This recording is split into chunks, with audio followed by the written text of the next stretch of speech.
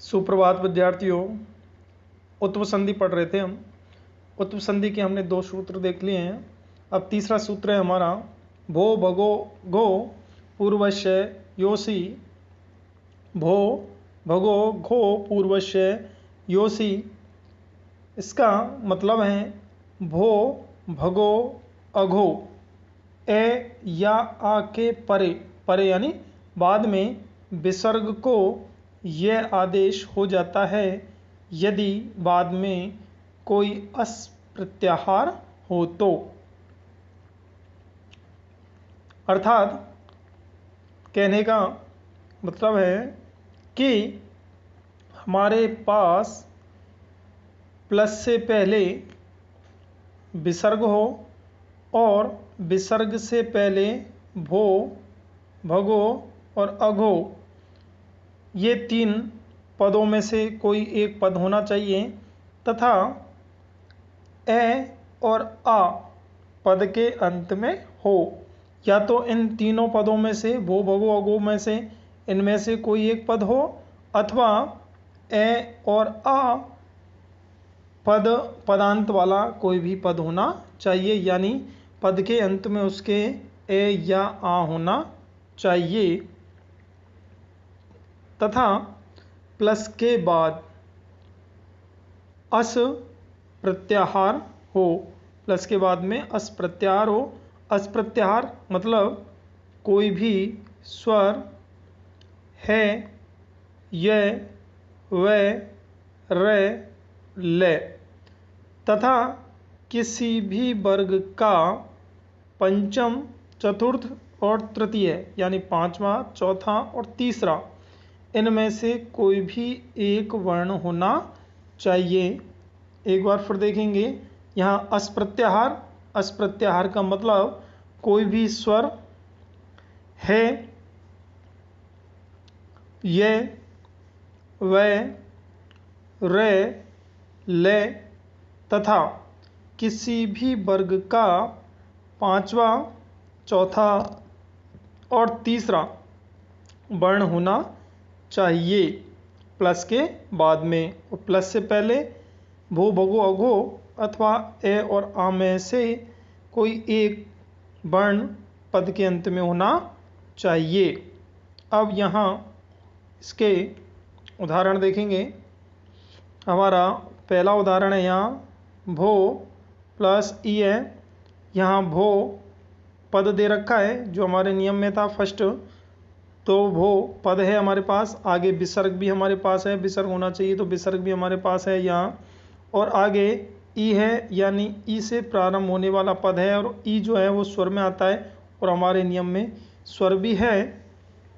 तो ऐसी स्थिति में हम विसर्ग के स्थान पर यहाँ यह परिवर्तन करेंगे, यानी जो विसर्ग लिखा हुआ है बी प्लस के पहले उस विसर्ग के स्थान पर हमको यह आदेश करना है। तो यहाँ जो विसर्ग है इस विसर्ग के स्थान पर हम यह कर देंगे और यह जो है वो आधा है। आगे प्लस से आगे हमारे पास ई से प्रारंभ होने वाला पद है और ई जो है वो स्वर में आता है, इसलिए आधे ये में यहाँ छोटी ई है इसलिए छोटी ई की मात्रा लग जाएगी और हमारा पद बन जाएगा भो ई है। इस तरह से हमारा यह पद बन गया। इसके बाद अगला उदाहरण है भगो, जो हमारे सूत्र में दे रखा है भगो पद है। तो यह भगो है और बाद में विसर्ग भी है और इसके बाद में अत्र यानी ए से प्रारंभ होने वाला पद है और ए स्वर के अंतर्गत आता है तो ए भी है हमारे पास। और ऐसी स्थिति में हम उसी तरह काम करेंगे यहाँ जिस तरह से हमने ऊपर वाले उदाहरण में किया था।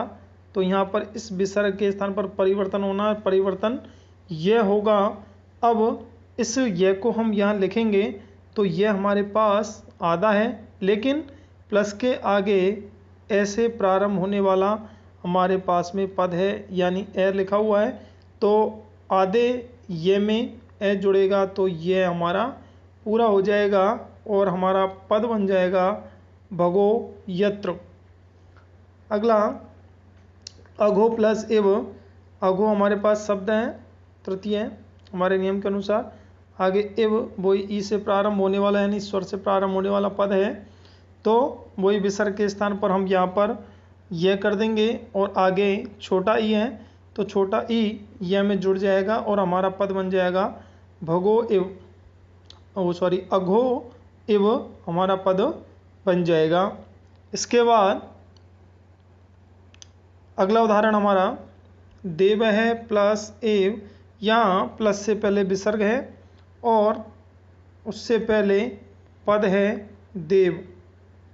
प्लस से पहले यहाँ लिखा हुआ है देव, देव पद लिखा हुआ है। देव पद हमारे यहाँ नियम में तीनों पदों में से कहीं भी नहीं है, लेकिन जो देव लिखा हुआ है उस देव का जो ब है वह पूरा है और पूरा है इसका मतलब यहाँ पर इसमें ए छुपा हुआ है। इसमें ए है, पदांत ए है और ये ए हमारे नियम में है, इसलिए यहाँ ए हो गया।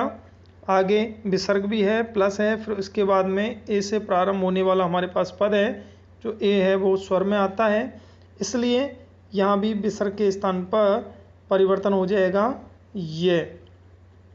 और आगे ए है तो ए इसमें जुड़ जाएगा ये में, तो ये हो जाएगा और हमारा पद बन जाएगा देव येव। इसी तरह से रमा प्लस ई है, यहाँ रमा है, आगे ई है, रमा में आ है, पदांत यानी में आ है यहाँ पर, और आगे में यहाँ पर आ है और आगे ई से प्रारंभ होने वाला पद है यानी वो स्वर है, तो यहाँ विसर्ग के स्थान पर परिवर्तन होगा, ये हो जाएगा।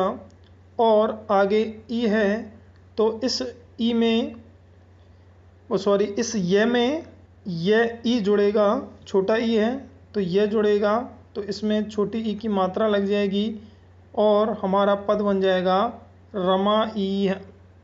इस तरह से हमारा ये पद बन गया। अब एक बार फिर हम इसके नियम को देख लेंगे कि प्लस से पहले विसर्ग हो, प्लस से पहले विसर्ग हो और